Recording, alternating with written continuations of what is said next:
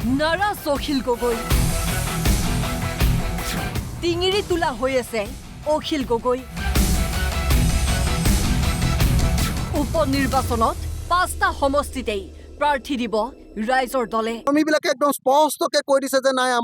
গোটেই আমাৰ যিমানবিলাক উপনিৰ্বাচন হ'ব উপনিৰ্বাচনৰ প্ৰত্যেকটো সমষ্টিতে ৰাইজৰ দলৰ কেণ্ডিডেট দিব লাগে কংগ্ৰেছৰ কাৰণে আমাৰ নিজৰ সংগঠন দুৰ্বল কৰি থাকিব নোৱাৰো এইবুলি মানে আমাৰ প্ৰত্যেকজন কৰ্মী এতিয়া আমাক খেঁচা দিছে এতিয়া আমাকতো কৈছে যে বঙাইগাঁৱতো খেলিব লাগিব চিডলিতো খেলিব লাগিব আমাৰ সামগুৰিতো খেলিব লাগিব আমাৰ আপোনাৰ বিহালীতো খেলিব লাগিব আমাৰ বৰাকতো খেলিব লাগিব আমাৰ অহা 22 তাৰিখৰ দিনা আমাৰ ৰাইজৰ দলৰ এতিয়া এক্সিকিউটিভ আমি বৰ্ধিত কাৰ্যনিৰ্বাহক হ'বলগীয়া পৰিস্থিতি হৈছে এক্সিকিউটিভত এনেকুৱা সিদ্ধান্ত হ'ব পাৰে যে উপনিৰ্বাচনৰ প্ৰত্যেকটো সমষ্টিতে আমাৰ নিজৰ কেণ্ডিডেট দিম এইটো কিন্তু আমাৰ ভুলৰ কাৰণে হোৱা নাই দেই আমি নেখেলো বুলি ৰৈ আছিলো এতিয়া কংগ্ৰেছে যদি আমাক কয় যে তোমালোকৰ সহায়েই নালাগে আমাৰ নিজৰ মতে খেলিম তেতিয়াহ'লেতো আমাৰ সংগঠন কংগ্ৰেছৰ কাৰণে কিয় সদায় বেয়া কৰি থাকিম তেতিয়া আমি উপনিৰ্বাচন হ'বলগীয়া 5টা সমষ্টিতেই কংগ্ৰেছে প্ৰাৰ্থী দিবলৈ যুঁজা চলোৱাৰ লগে লগে ৰাইজৰ দলৰ সভাপতি অখিল গগৈৰ এই হুংকাৰ ইতিমধ্যে প্ৰদেশ কংগ্ৰেছৰ সভাপতি ভূপেন বৰাৰ লগত বাকযুদ্ধ চলি আছে অখিল গগৈ অখিলৰ হুংকাৰৰ পাছতেই নিমাত হৈ পৰিছে ভূপেন বৰা এই সম্পৰ্কত মোৰ ক'বলগীয়া একো নাই অখিল গগৈক সৈমান কৰিবলৈ বিচাৰিছে সাংসদ গৌৰৱ গগৈয়ে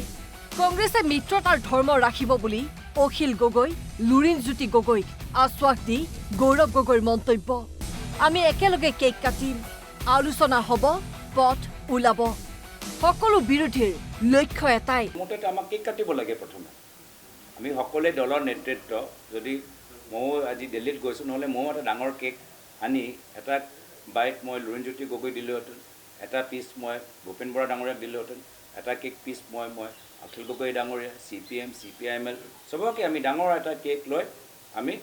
বাকী তাৰপিছত যি সাংগঠনিক দিশৰ লৈ যিখিনি কথা আছে সেইটো আমি পিছত পাতি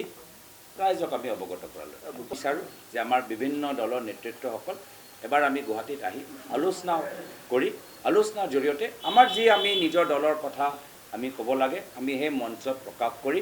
কিবা এটা ৰাস্তা ওলাই এটা ব্লু প্ৰিণ্ট ওলাই লাইকে লক্ষ্য এটাহে যে আহাবাৰ আমি ৰাইজৰ মাজৰ পৰাই এই ভ্ৰষ্টাচাৰী চৰকাৰ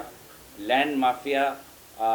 দৰে কাম কৰা এই চৰকাৰটো আমি আঁতৰাব লাগে মিত্ৰতাৰ ধৰ্ম ৰাখিব বুলি গৌৰৱ গগৈয়ে অখিল গগৈক পতিয়ন নিয়াবলৈ বিচাৰিলেও বিৰোধী দলপতি দেৱব্ৰত শইকীয়া পিছে সুখী নহয় অখিল গগৈক লৈ পূৰ্বেও অখিল গগৈৰ লগত বাকযুদ্ধ হৈছে দেৱব্ৰত শইকীয়াৰ চিন্তা নকৰাকৈ কথা কয় অখিলে নহ'ব তেনেকুৱা কথা অখিল গগৈ ডাঙৰীয়াই বহুত কথা মানে চিন্তা নকৰাকৈ খৰকৈ কয় বুলিয়ে ক'ম মই আপোনালোকৰ লগত ইয়াতে এটা ইণ্টাৰভিউ দিছিলোঁ য'ত মই কৈছিলোঁ আজি ৰাতিপুৱা দিল্লীলৈ আহি আছিলোঁ মাৰ লগত দেখা দেখি নহ'ল মায়ে ফোনত ক'লে চব গুচি গ'লেও তই নাথাকিবি সেইটো কথা তেওঁ মোক এটা টুইষ্ট কৰি পেলাই মোক অপমান কৰিলে বহুত সেই গতিকে তেখেতে খুব ভালকৈ চিন্তা নকৰিও কেতিয়াবা মন্তব্য দিয়ে মই আৰু তাৰ বিষয়ে বিশেষ নকওঁ কিন্তু আমাৰ সভাপতি ডাঙৰীয়াই কৈছে আমি 26তো একেলগে খেলাৰ সম্ভাৱনা আছে সেই গতিকে বৰ্তমান সময়ৰ ভিত্তিত আগত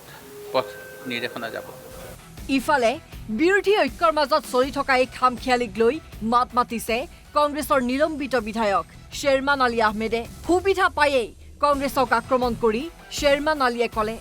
কংগ্ৰেছে অহংকাৰ বাদ দিয়ক অখিল লুৰিণৰ উজনিত জনপ্ৰিয়তা আছে গৌৰৱ গগৈয়ে ধৰি ৰাখক বিৰোধী ঐক্য গৌৰৱ গগৈ ডাঙৰীয়াই এই সৰু সৰু দলবোৰক লৈ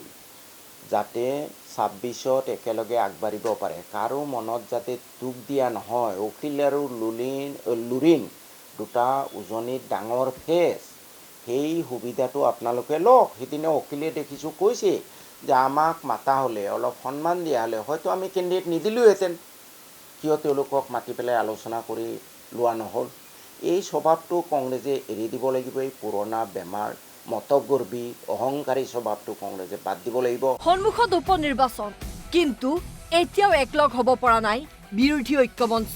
কংগ্ৰেছ যদি এফালে গৈছে বিৰোধী ঐক্য মঞ্চ গৈছে আনফালে কেনেকৈ সম্ভৱ হ'ব বিজেপিক ৰুধিবলৈ ঐক্য মঞ্চৰ বিভাজনে কিন্তু লাভ কৰাব বিজেপিকেই উপনিৰ্বাচনৰ পূৰ্বেই স্পষ্ট হ'ব বিৰোধী ঐক্য মঞ্চৰ ভৱিষ্যত হিমাংশু চহৰীয়াৰ সহযোগত news desk report NB news